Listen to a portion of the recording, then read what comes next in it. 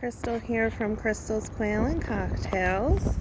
So it's a nice rainy day today. At least it's not too cold, because those are the worst, cold rainy days. So one reason I love keeping chickens is they make me get outside. I live in an area that is very humid in the summer. And I don't like being outside in the humidity and sweating and such, but the birds make me get out, and I've actually come to enjoy it. So as you see, the chickens, they will be outside regardless of the weather. The only time they don't go out from under cover is when the snow is maybe like an inch or two deep. Oops, someone just got shocked by the electric fence, and I caught that on video. And they're wet, so it was probably a big shock. Sorry, Jen Margaret. Oh my goodness. It looks like the line's loose for some reason, so I'm going to have to turn the electric fence off and fix it. So I might as well do that on video. I have multiple levels of security for my chickens.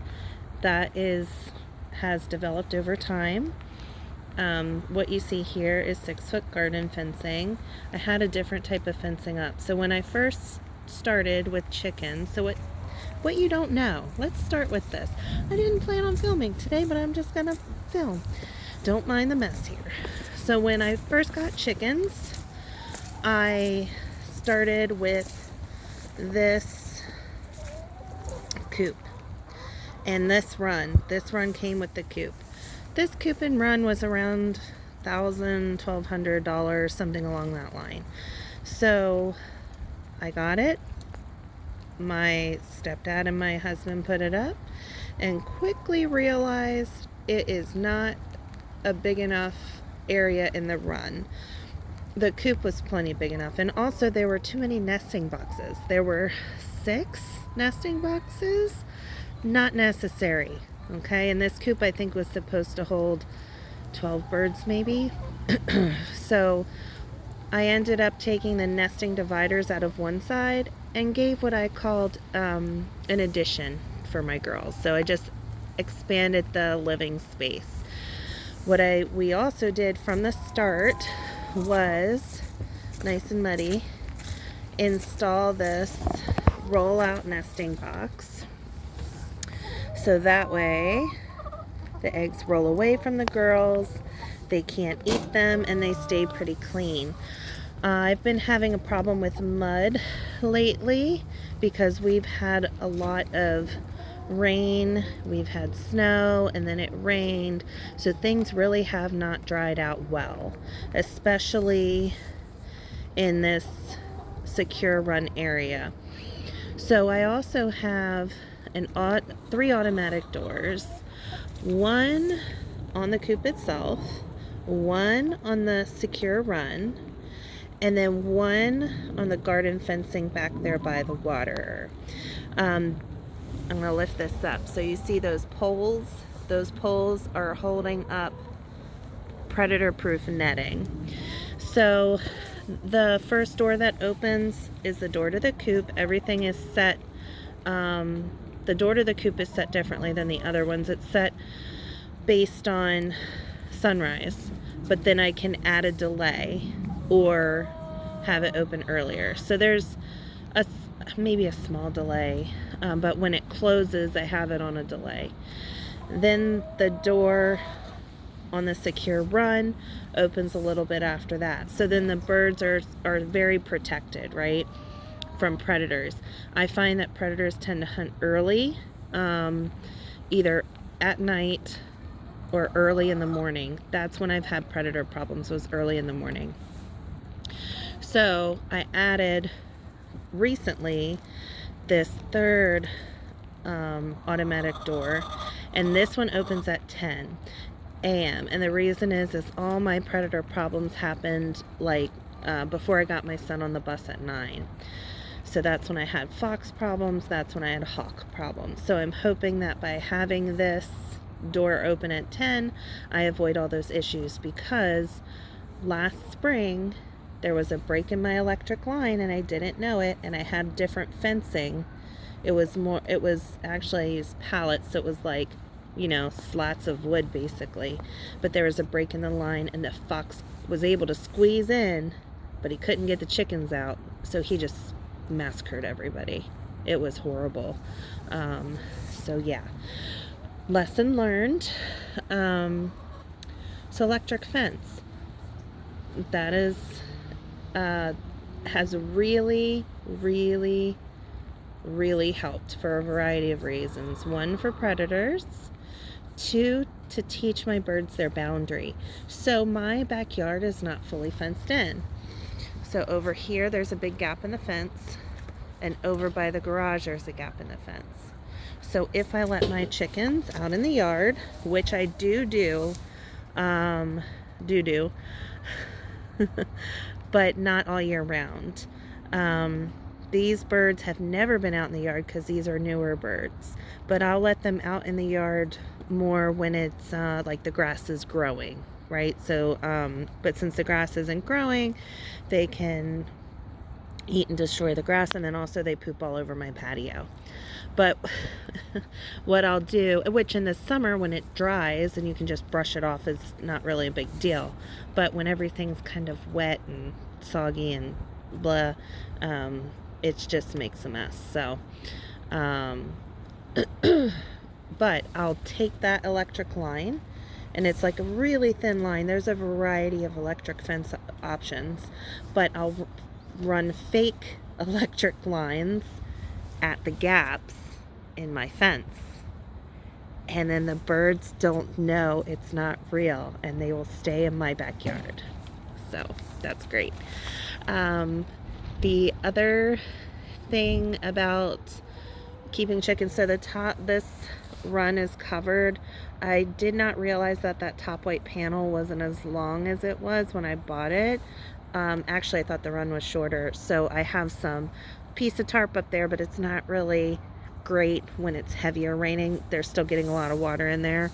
So I got another piece of that white, I don't know, plastic roofing kind of stuff that I need to install. And then I also got sand to put in the secure run to help with how wet and muddy it is.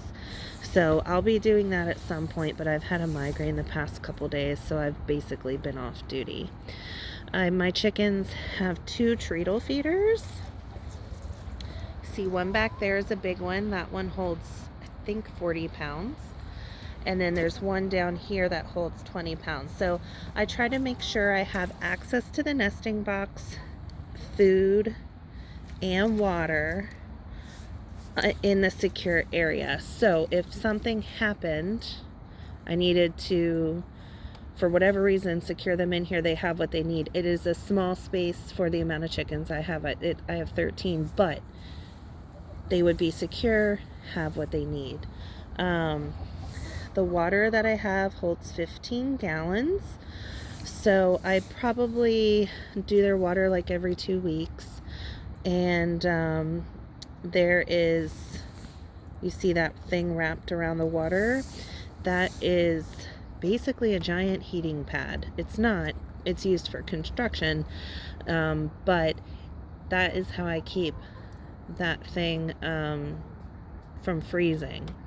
Now, I have in the past, when there were multiple days super duper cold, the nipples got frozen, but that has not been a problem this season at all, or last season. I don't think. I think whenever the Mars rover landed, we had a lot of days that were super cold, so that's when that was an issue. But I would just put hot water in a pitcher and pour it over the nipples and get them going, and then it was fine. So yeah, and there's a chicken egg laid in the muddy water. I suspect I have a new girl laying, and I suspect it's that black and white chicken over there. Her name is Grace. She is the only one that I don't think has laid yet. Moira, I think she's lavender. I don't know, a lavender Moran. I don't know if she's laid yet either. She maybe has, maybe hasn't. So let's talk about the electric fence. So we're gonna come over here. This is the electric fence charger hidden in this Tupperware type box. This is how I keep it from the elements. So there's the charger. Whoops. Let me get the lid. So this is a 5-mile charger. You have to have a place to plug it in, or solar powered, or you can use a car battery. I luckily have an outlet right there. So you plug the charger in. This is your ground wire. It's like a coated wire, and you have to strip it, wrap it around the ground, whatever this thing is. I'm not an electrician, but I learned enough to install it. And then this is the electric fencing wire, and you wrap that around there, and that's how you get your charge. Now you have to do 3 grounding rods. Let's see if you can see them. Okay, so let me see if I can get my finger in the window there. Okay, it's a long copper grounding rod. So I have 3 of those installed. So you see the one, and then there's one back there, and then there's one in the corner. I don't know if you can see it. Yeah, I think it's hard to see. But anyways, you do your 3 grounding rods. They have to be a certain amount of feet from each other. You connect your grounding wire between each grounding rod and the charger. So this is a 5-mile charger. If you run 2 lines of wire, then it becomes a 2.5-mile charger. But this is plenty big enough for my purposes, and I've had to replace it so far once, and I've had the chicken since 2018, and now we're 2024, so 4, 5, 6 years, and I've only had to replace it once, so that's good. I did have to replace the electric line because, as I said, there was a break in it, and I was like, let's just replace the whole thing. We don't need to mess around with patching the wire. Let's just replace the whole thing. And then this is what I made to house it and keep it out of the weather. I used I can't think of the name, but I used a tool to cut the side out, and then I covered it in duct tape, hoping that the sun won't bake it, because the sun will eventually destroy the plastic, and then I just replace it.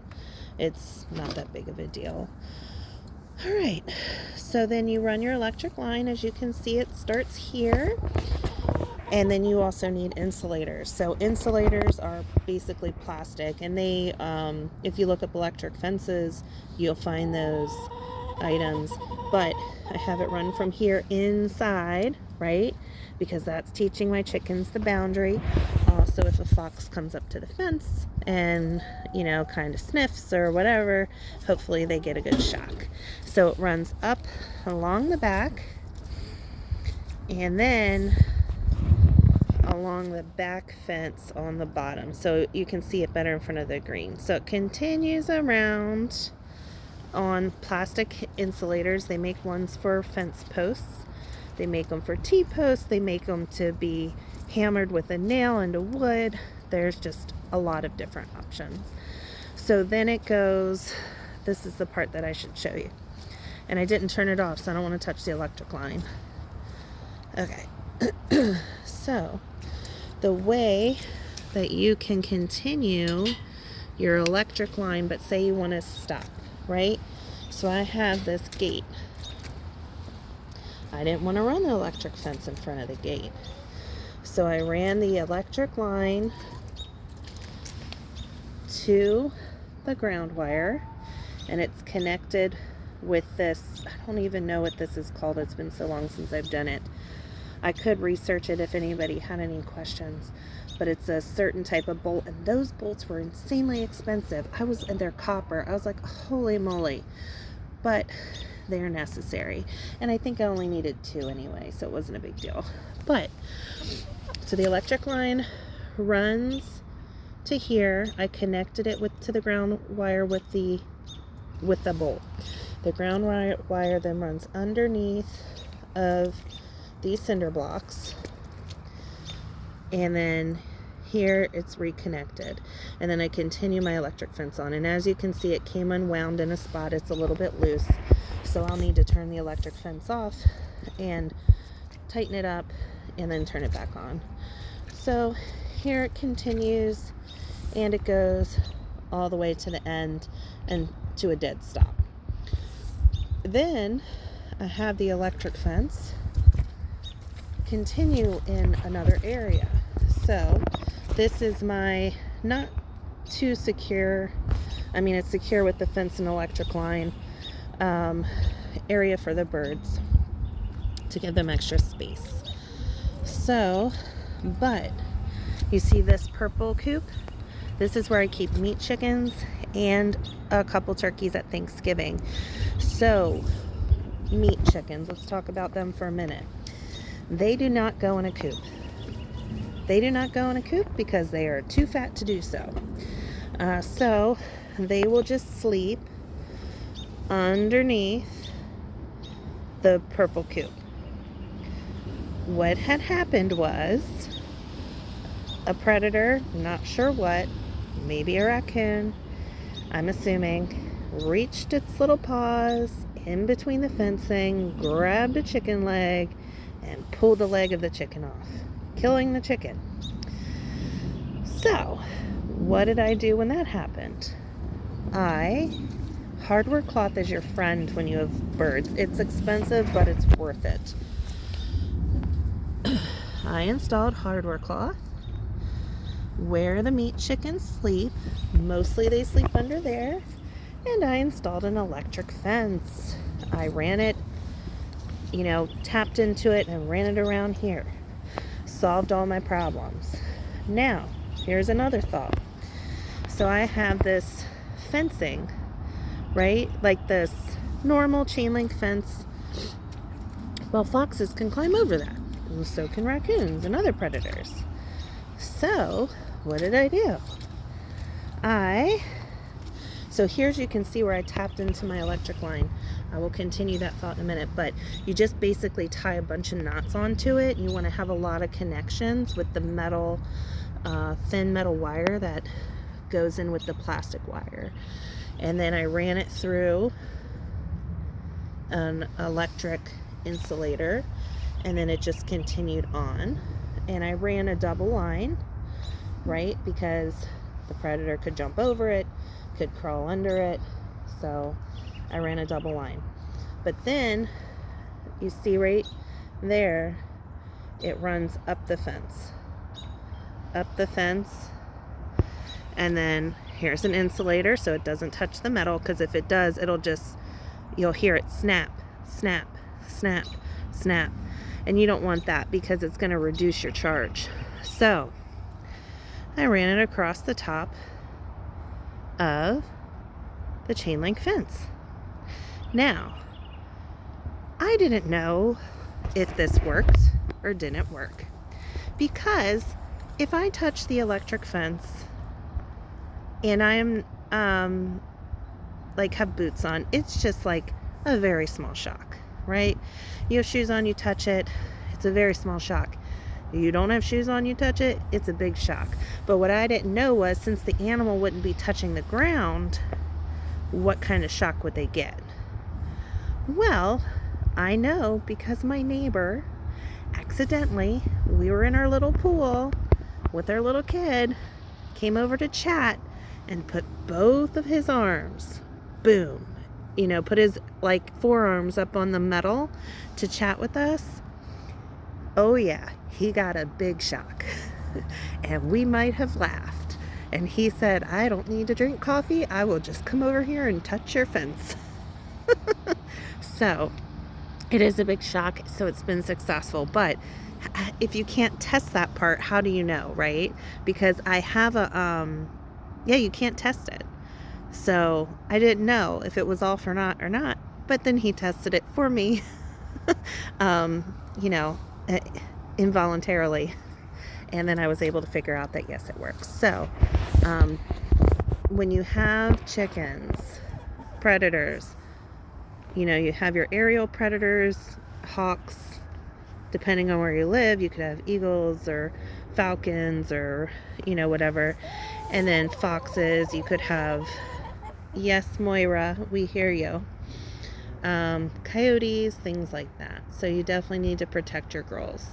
So fencing, netting, electric fence, automatic doors. That is how I keep my girls safe. I think Moira wants to be on video. Are you drinking dirty water? Okay. So let's just talk about that, since she's demonstrating that she drinks dirty water. Coccidosis. How do you prevent that? What is it? Coccidosis, basically chickens poop on the ground. They eat or drink dirty water off the ground. So coccidosis happens basically when poop gets into their food or their water. So what you can do to prevent that is by having a water where like they can't get poop or anything into it. So that's why I have the nipple water. But what I also do is I drench their water with Amprolium. I do it once a year. I had just treated their water the other day because I noticed how much water was in the secure run part, and I know that could cause coccidosis. So I went ahead and treated their water. You can buy Amprolium at your local, Tractor Supply, Southern States, a store like that. You might be able to buy it online. The dosage information on there is not for chickens, so if you would like to know what it is, feel free to chat me and I will give you the information. But I treat my girls annually and I've never had a problem with it, thank goodness. Alright, so what have we chatted about and why are we chatting? I came out, thought I should video a little bit in the rain. We chatted about the security measures and coccidosis. Alright, so, and why I love having chickens, because I would not be out here if I did not have them. So if you're someone who suffers from like seasonal affective disorder, or if gray weather gets you down, having to go outside, take care of the animals because you have to, it really, really, really, really helps. I can't imagine not having chickens now that I have them. They're really easy as long as you set up a good space. So since I have the big water, the big feeders, and the roll-out nesting box, I clean once a week. Maybe takes me 30 minutes. A lot of times I dilly-dally, so it takes me longer because I enjoy it. But the only thing I have to do daily is collect eggs, and I would not necessarily have to do it daily as long as the temperatures aren't freezing at night. And the eggs that are in here are from 2 days. So I could probably go another day if I like push them down. Yeah. All right. You want to walk up to the aviary with me real quick? So what do I have to do while I'm out here? So I need to turn off the electric fence, tighten that line. In that green coop, I have a barn cat. I need to make sure she has food and water. I converted it for her. She's a feral cat. I have two. One, I think, is out hunting. I have not seen her around. Hopefully she's coming back for food, or hopefully she's scavenging around. So fix the electric fence, feed and water the barn cat, and then I need to do food and water on my quail. So since you're already with me, why don't we walk up there? So I got a migraine a couple days ago. I'm still recovering, but I had acupuncture today, so I feel quite a bit better. I've been doing acupuncture for years. My son's 8. I was doing it a couple years before that, so it's really made a big difference. So this is my aviary. Right now it's covered with a clear tarp. That's my winter tarp. And then I use a shower curtain on the back to cover the backside. So I haven't been up here yet today, so we'll see what we find. Okay, unlock my doors. Hey guys!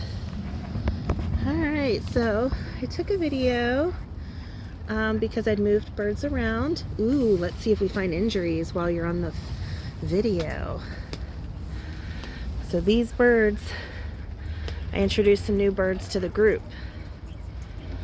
I put bits in their noses, which I've mentioned multiple times. That's to keep them from killing each other. I do not see any injuries. So when I come to look for injuries, I look at eyes and heads. A little dark down here. So let's just take a peek. If you have a bird sitting off to the side, usually that's an indication that they're injured. I don't see anything. I see eyeballs. And then these birds have been living together for a while, so they're fine.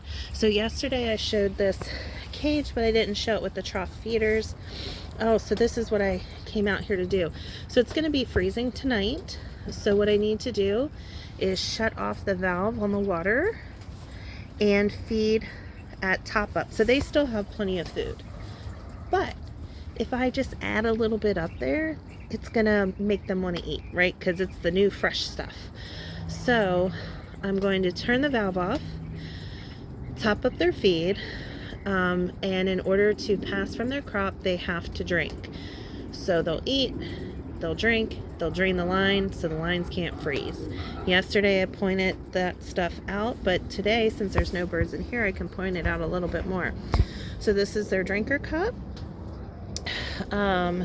This white part that clips on, this is the part that freezes right here, and it cracks. And if it freezes and cracks, all your water is going to drain out and you have to replace all of them. It's a huge pain in the butt. So I have an alarm set to go off every day to remind me to check the weather and to shut the water valve off if I need to. Kitty's being quite vocal. Hi, Kitty. She is a silky. She lives with my mountain quail because some of my old girls are really mean to her.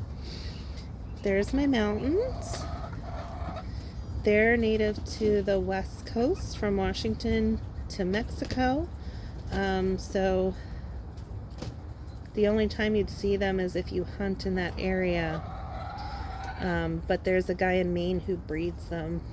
And these are multiple, like, generations and hatches and things like that.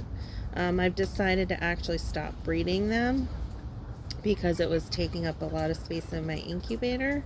So I just keep them for enjoyment. One of them is named, her name's Rainier, and that's because she was the last one to hatch out, and she was significantly age-wise younger, and so she lived in the house with us for a while, and so she's the friendliest of them. But any of the ones I hatched out as chicks are definitely friendlier than ones I bought as adults, because you can have quail shipped chickens. You wouldn't ship quail chicks, they're too tiny. Wouldn't be good for them. Okay, so what do I have to do up here? So I've already told you what I need to do downstairs. So this is like my rainy day. What do I need to do on a rainy day outside?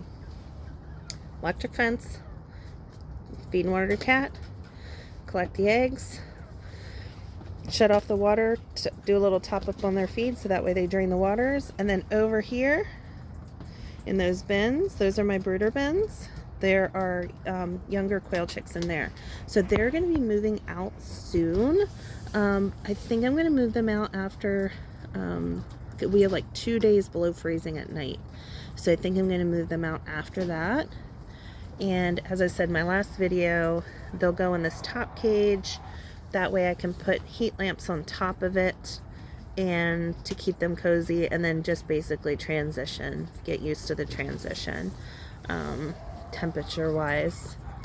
So tonight's gonna be cold, tomorrow's gonna be cold, Tomorrow night it's going to be cold, but then our temperatures are going to warm up.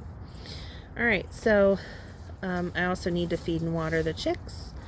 I'll turn their heat lamps on for tonight.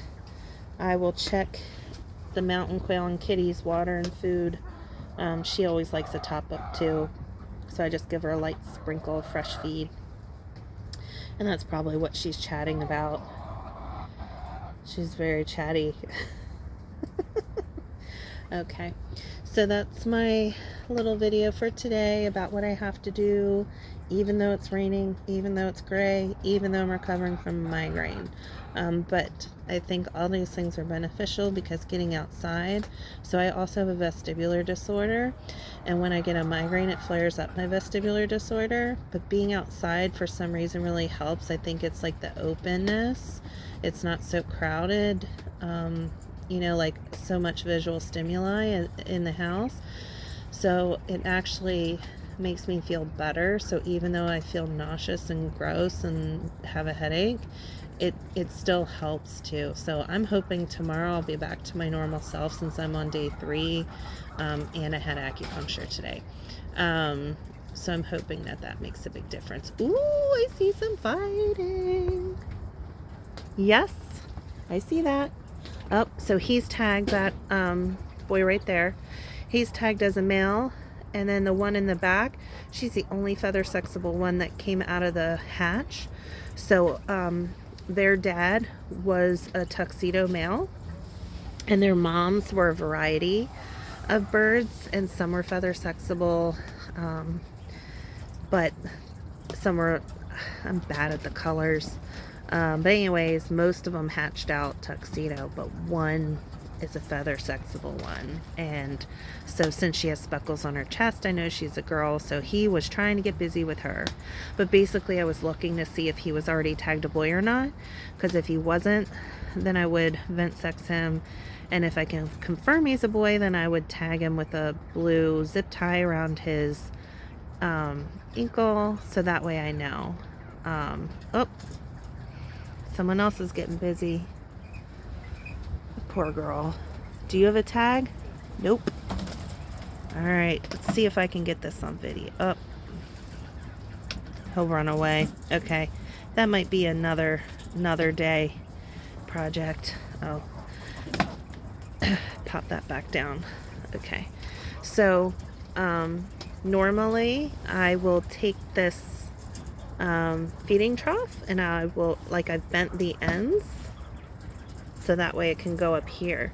And the reason is if the birds have to reach for their feed, reach a little bit, they can't flick it. However, I dropped it down because I need to keep an eye on these guys so I can be tagging boys and pulling boys out and putting them in the bachelor pad, which I'll probably get ready also after we have these last 2 freezing nights. So I think at that point we're probably on an upswing temperature wise in my area. Alright, so I've enjoyed chatting about birds. This is what makes me happy. Oh no, I see a problem. Do you see it? Do you see the problem? You see? See the color? It's wet. See back there? It's wet. So, what does that mean? I am going to have to check the waters, see if there's a leak. And this is dry, this is dry, this is dry. See over here, it's kind of dry in this area, so it's probably coming from this section. So that could be leaking because maybe the birds pecked it a lot and the cup is overflowing, or it could be leaking for another reason. Maybe the cup isn't screwed on tight enough, it wasn't freezing, so it shouldn't be cracked unless it cracked at some other point. But I checked everything yesterday, so I need to check that. But I'm going to look up at the water container. So the water container is about half empty from what I filled it yesterday. So this is not a today problem for me. The birds are not standing on the wetness. I'm about to turn it off. So this is going to be a tomorrow problem. I'm going to need, first I'm going to feel the cup right now and see how full is it. maybe the spring broke, something like that. But emptying out that pan, since they're on the bottom, is a tomorrow problem. But I see the issue and I'll take care of it tomorrow. But that's another thing, you just observing. That's how you figure out something's wrong with your birds. That's how you figure out something's wrong with your equipment. Just observe, observe, observe. So that's my information for today. And as you can see, there's a couple quail eggs. These are also roll-out cages. Keep the eggs clean. I feed them to the chickens right now since I'm only getting a couple. All right, happy Wednesday. Happy dreary day if it's dreary in your area. If it's not, you're lucky. Though I don't mind the rain. I lived in Seattle for a while, so I don't mind the gray. Definitely affected my mood, but you know, there's things you can do to avoid that. Exercise, acupuncture, you know, things like that. But you have to do it, because once you get stuck in that little like loop of feeling crappy, then it's hard to get out of the loop. But the chickens help me, and the quail, and all the birds. So I am kind of irritated about that water situation though, because I just cleaned these cages. All right, yesterday. Okay, well, I guess I'm gonna sign off. So bye for now.